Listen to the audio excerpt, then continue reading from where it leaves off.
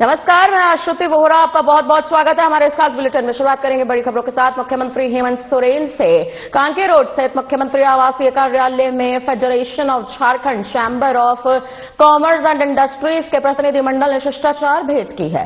इस दौरान प्रतिनिधिमंडल ने राज्य में औद्योगिक और तमाम जो सुविधाएं हैं यानी कि विकास नीतियों के प्रभावी क्रियान्वयन तथा औद्योगिक इकाइयों से संबंधित विभिन्न विषयों पर मुख्यमंत्री के साथ विस्तृत चर्चा की। बताते चले प्रतिनिधिमंडल ने मुख्यमंत्री को उद्योग जगत के समक्ष उत्पन्न हो रही व्यवहारिक चुनौतियों एवं उनके संभावित समाधानों से अवगत कराया।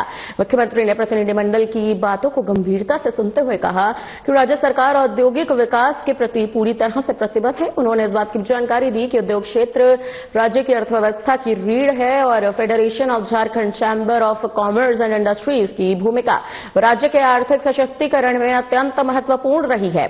बताते चले मुख्यमंत्री ने प्रतिनिधिमंडल को आश्वस्त किया है कि उनके द्वारा उठाए गए सभी मुद्दों और सुझावों पर शीघ्र कार्रवाई की जाएगी तथा संबंधित विभागों को आवश्यक निर्देश प्रदान किए जाएंगे। उन्होंने कहा कि सरकार राज्य में व्यवसाय के वातावरण को और अधिक सरल एवं अनुकूल बनाने के लिए निरंतर प्रयासरत है ताकि निवेश और रोजगार के अवसरों का विस्तार हो सके। इस अवसर पर federation of Jharkhand chamber of commerce and industries के अध्यक्ष आदित्य मल्होत्रा, उपाध्यक्ष राम बांगड़, महासचिव रोहित अग्रवाल, सह सचिव नवजोत अलंग, सह सचिव रोहित पोद्दार, कोषाध्यक्ष अनिल अग्रवाल तथा कार्यकारिणी सदस्य मुकेश अग्रवाल, मनीष श्रॉफ एवं डॉक्टर अभिषेक रामाधीन उपस्थित रहे।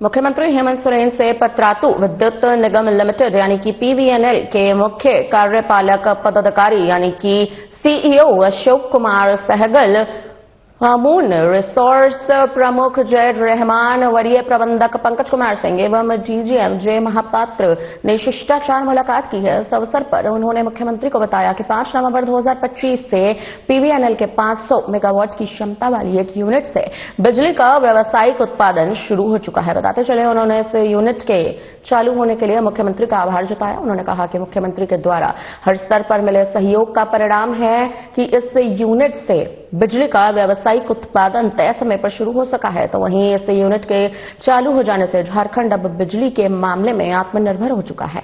उन्होंने मुख्यमंत्री को पतरातू विद्युत निगम लिमिटेड का भ्रमण करने के लिए भी आमंत्रित किया। बताते चले मुख्यमंत्री ने कहा कि ऊर्जा क्षेत्र सरकार की प्राथमिकता में है। इस दिशा में बिजली इंफ्रास्ट्रक्चर को आधुनिक और सुदृढ़ करने के लिए ठोस कदम उठाए जा रहे हैं। बता दें कि मुख्यमंत्री ने पीवीवीएनएल से ये भी कहा है कि वह युवाओं के कौशल विकास के लिए भी ठोस पहल करे।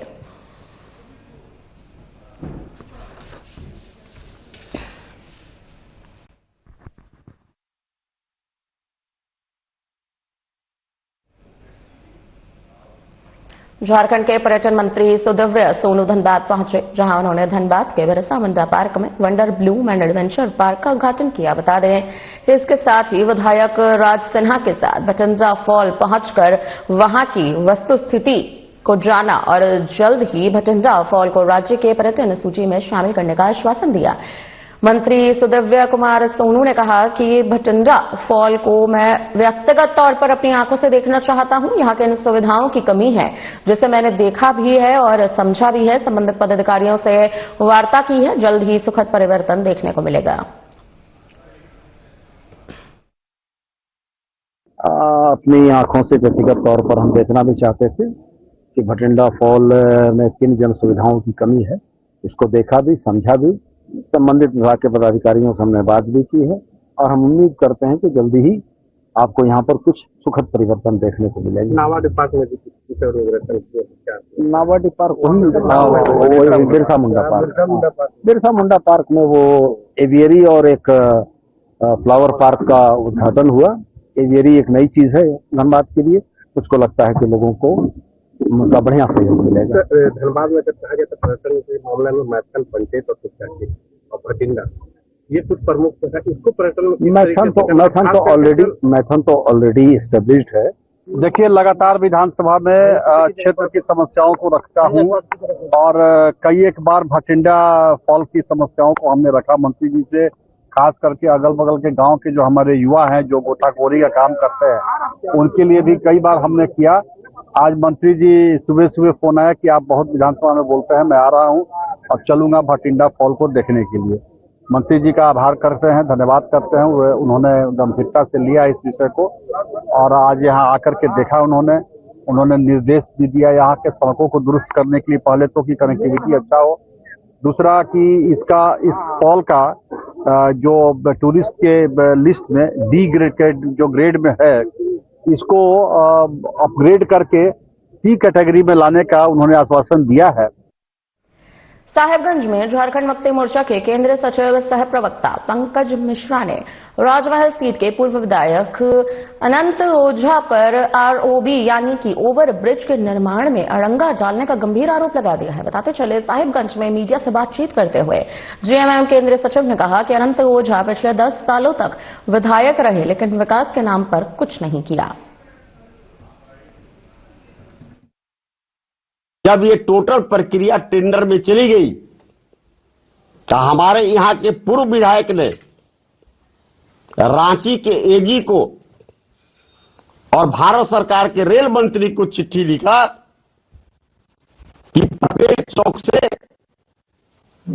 ओवरब्रिज नहीं बनना चाहिए, रेलवे ओवरब्रिज, और इसकी निविदा नहीं निकाली जाए। एक तरफ जहां हम साहिबगंज जिला को विकास के पैमाने पर ले जा रहे हैं तो दूसरी ओर हमारे विपक्षी साथी टेंडर और निविदा को रुकवाने का काम कर रहे हैं। इसके बाद मैंने डीआरएम को बैठक में बुलाया।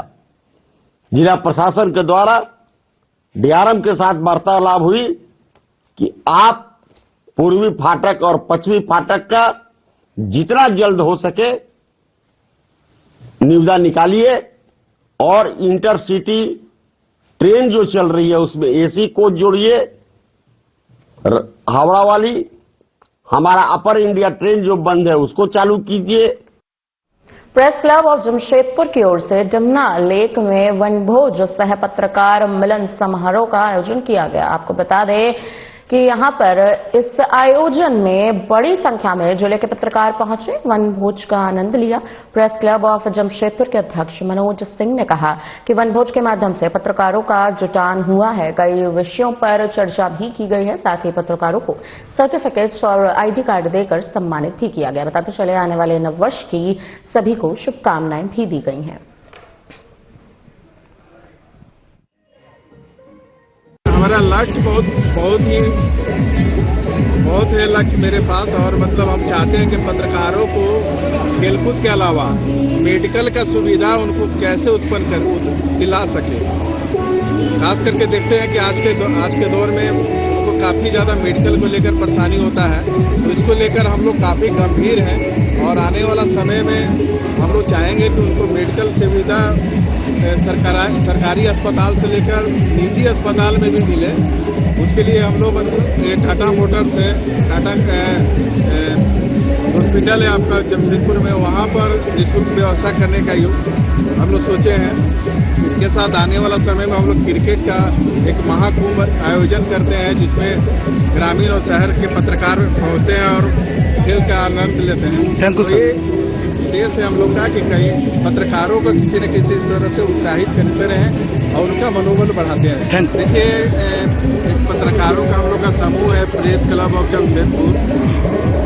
हम लोग चाहते हैं कि पत्रकार भागदौड़ की जिंदगी में जिस तरह से जीते हैं उसी को देखते हुए हम लोग एक साल में कई कार्यक्रम करते हैं और उत्साह को पत्रकारों को उत्साह को बढ़ाने को लेकर, उनका मनोबल को बढ़ाने के लेकर कार्यक्रम करते रहते हैं।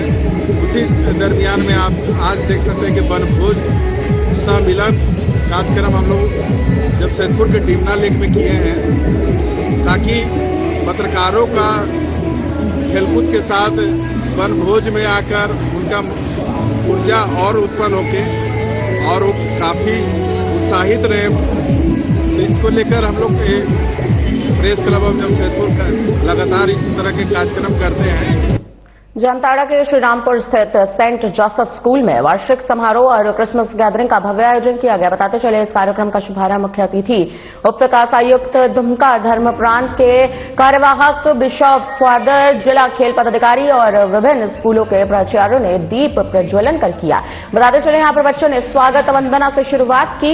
मां की ममता पर भावुक नृत्य प्रस्तुति ने सभी की आंखें नम कर दी। भगवान ईसा मसीह के जन्म पर आधारित नाटिका, योगा, मार्शल आर्ट, ताइक्वांडो, गतका और पिरामिड प्रदर्शन ने दर्शकों को मंत्रमुग्ध कर दिया।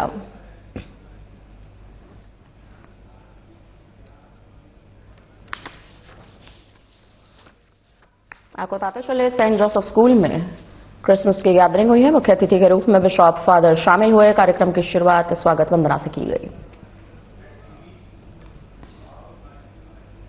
बोकारो में 4 रविवार तक चलने वाला हैप्पी स्ट्रीट मेला अब जोरों शोरों से चल रहा है। जी हां, आपको बता दें कि बच्चे हो या बूढ़े सभी मेले का आनंद ले रहे हैं। कोई भक्तिभाव में था तो कोई गीत संगीत पर थिरक रहा था। कुछ लोग स्वास्थ्य जांच करवा रहे थे तो कई व्यंजन का लुत्फ उठा रहे थे।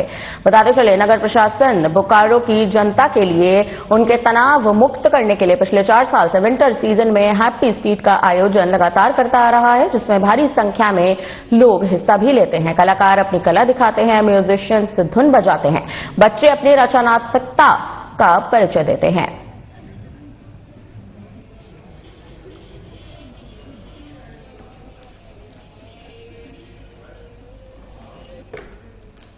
श्री श्री श्याम नवम फाल्गुन अमृत महोत्सव के पावन अवसर पर श्री श्याम दीवाने ग्यारकुंज की ओर से शनिवार को भव्य भजन संध्या का आयोजन किया गया। जी हां, इस अवसर पर श्याम बाबा का अलौकिक और आकर्षक दरबार भी सजाया गया, जिसने श्रद्धालुओं का मन मोह लिया।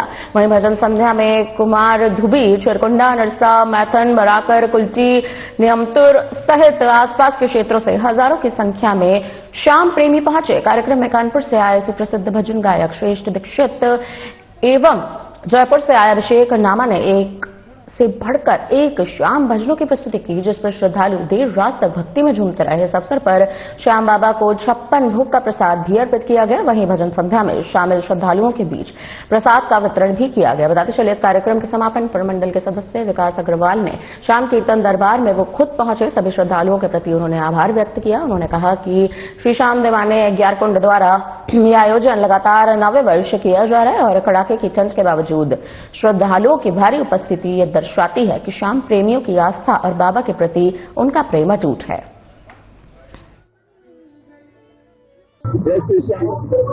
श्याम दीवाने आज अपना 9वां श्री श्याम फाल्गुन अमृत महोत्सव मनाने जा रहे हैं, जहां पर आए हुए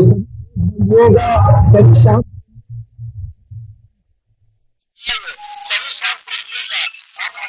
करते हैं कि वो हमारे द्वारा किए गए इस आयोजन में बाबा की नगरी में पधारे हैं।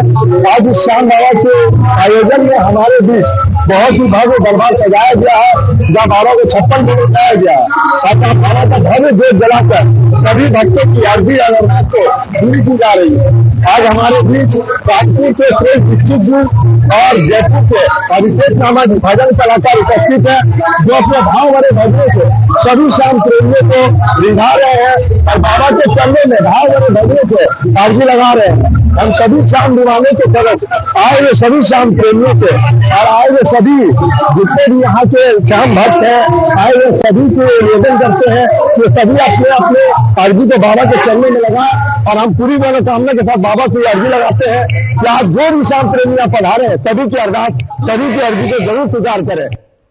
कोडरमा जिले के सतगावा मार्ग से होकर बिहार यूपी तक कोयला पार्सिंग का खेल जारी है। जी हां, हर दिन फर्जी कागजात के सहारे ठाकुर जी नाम के कोड वर्ड पर कोयला तस्करी का खेल चल रहा है। वहीं जीएसटी विभाग ने बड़ी कार्रवाई यहां पर की है।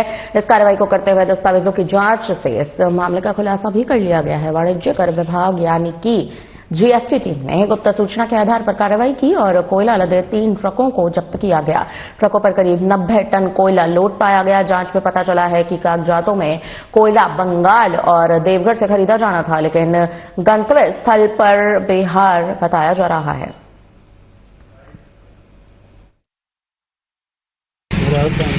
राहुल पांडे कहां से आ रहा था? कहाँ से ऑटो मिल रही है? देवघर। देवघर से कहाँ के लिए जा रहा है? उत्तर प्रदेश। कोयला लोड है। तो किस लिए पकड़ा गया है?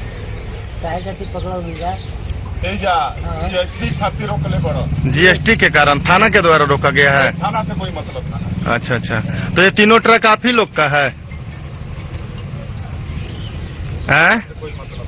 ये तीनों से देखा क्या कहते हैं? तीनों एक ही का है?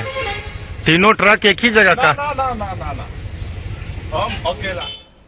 अपनी झूठी शान और शौकत का किस्सा सुनाकर सोशल मीडिया के जरिए महिलाओं के करीब जाना और फिर उन्हें अपने माया जाल में फंसा लेना और शादी करने का झांसा दे देना, इस तरह के अपराध को अंजाम देने वाले को आखिरकार गिरफ्तार कर लिया गया है। जी हां, आपको बता दें कि इस शख्स सोशल मीडिया पर महिलाओं और युवतियों का प्रोफाइल देखता था, उनसे संपर्क भी करता था, उन्हें प्रभावित करने की लगातार कोशिश करता था। पूरी तरह से इन्फ्लुएंस करने के बाद महिलाओं को ठगने की प्लानिंग बनाता था और उनसे सोने चांदी या नकदी लेकर रफूचक्कर हो जाता था। दरअसल बोकारो पुलिस का इस शख्स की तलाश अंजलि सिन्हा की ओर से दर्ज कराई गई शिकायत में पता लगा है कि ये जो शख्स है वो महिलाओं को फंसाता था और उनके साथ ठगी करता था।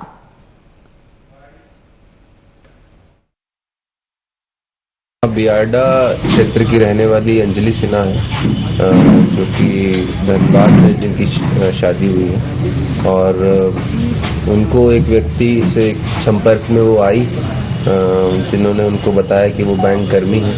ऑनलाइन माध्यम से, सोशल मीडिया के माध्यम से संपर्क में आई। उन्होंने भरोसा दिलाया, कन्विंस किया और अपने जो है उसको चाम में, अपने प्यार में फंसा के उसको कन्विंस कर लिया कि हाँ हम तुमसे शादी करेंगे। तो इसी उस भरोसे में आके उन्होंने जो है उसके कहने पर कि बैंक जो हमारी ज्वेलरी है उसको बैंक के लॉकर में रखवा दीजिए, तो ये कहकर उसने उनसे उनकी ज्वेलरी ले ली और जैसे ही उनको ज्वेलरी प्राप्त हुई वो वहां से फरार हो गया और एकदम कांटेक्ट सब खत्म कर दिया। जब ये सूचना हमें मिली तो एफआईआर दर्ज करके इस पे एक टीम का गठन किया गया डीएसपी साहब के नेतृत्व में और अलग अलग जगह पे छापामारी की गई, अलग अलग सोर्सेज से पता किया गया।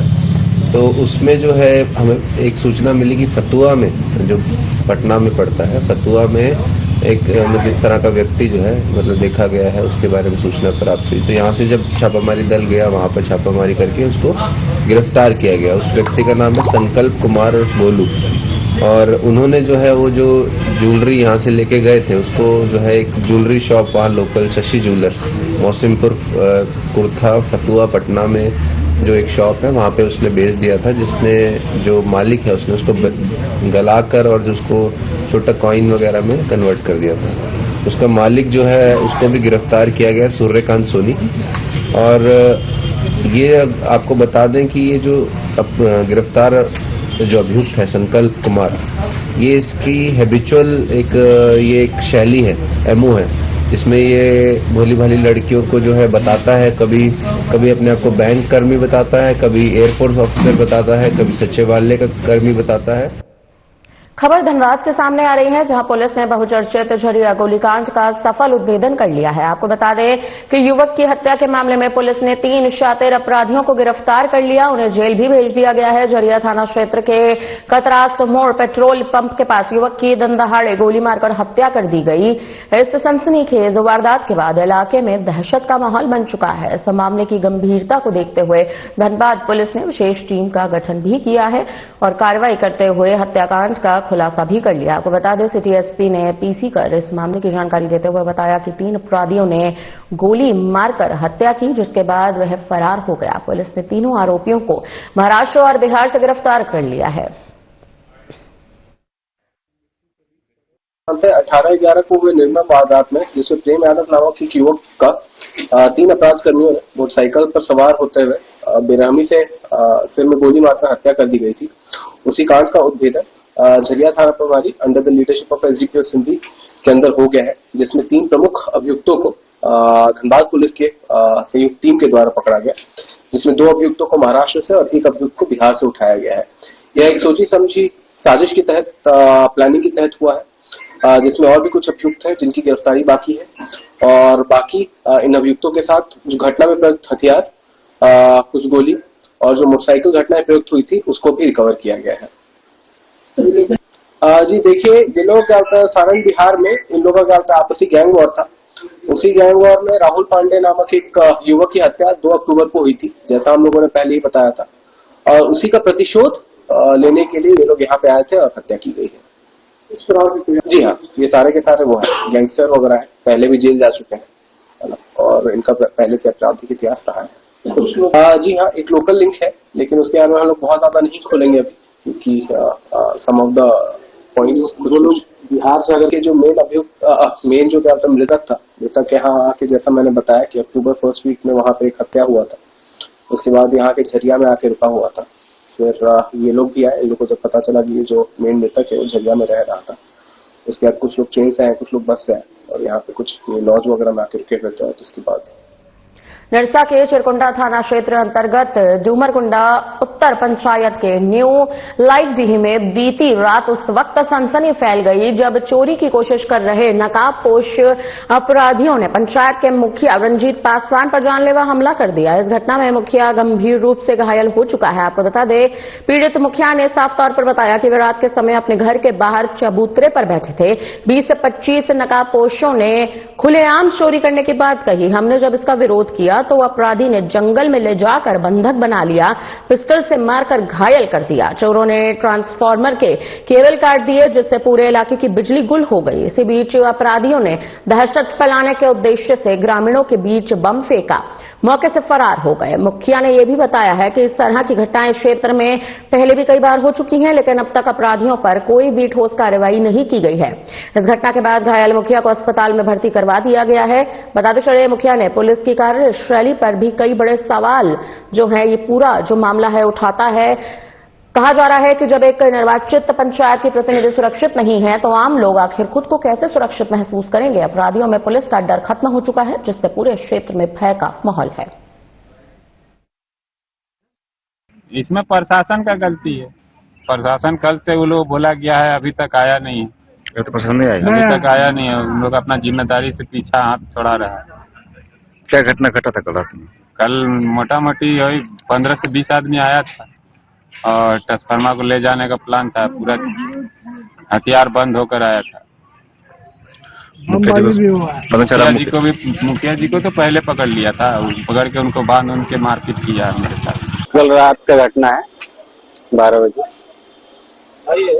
एक दिन पहले वहाँ पे 2 व्यक्ति हम लोग ट्रांसफार्मर के सामने में आया हुआ था और लाइन काटने का कोशिश, सब चोरी का प्रयास कर रहा था। तो बगल में एक व्यक्ति देखा, देखने के बाद वो हल्ला गुल्ला करने के बाद भाग गया। लेकिन आज रात में 12 बजे हम लोग कुछ लड़का को बोले कि लाइन का मामला है, ट्रांसफार्मर चोरी हो जाएगा तो ऑफिशियल का स्थिति अभी ठीक नहीं है, हम लोग को मिलेगा नहीं। ग्रामीण को बहुत दिक्कत है इसके लेकर। तो हम लड़का लोग को समझाया, उसके बाद वो लोग चला गया। कुछ देर बैठे हुए थे, अचानक कुछ व्यक्ति अचानक से आया। आने के बाद वो लोग माने इनर पहने हुए थे, कोई अपना गिरिडीह टूंडी मुख्य मार्ग स्थित बाभन चोली मोड़ पर एक बड़ा हादसा होते होते चल गया। बताते चले, सरिया लदा एक ट्रेलर अनियंत्रित होकर सड़क किनारे लगे बिजली के खंभे में जाकर टकरा गया। टक्कर इतनी तेज थी कि आसपास के घरों में सो रहे लोग अपने घरों से बाहर निकल गए। घटनास्थल पर पहुंचने पर लोगों ने देखा कि ट्रेलर बिजली के खंभे से बुरी तरह से भिड़ा हुआ है। टक्कर के कारण 2 ट्रांसफार्मर नीचे गिर गए, पूरी तरह से क्षतिग्रस्त हो गए।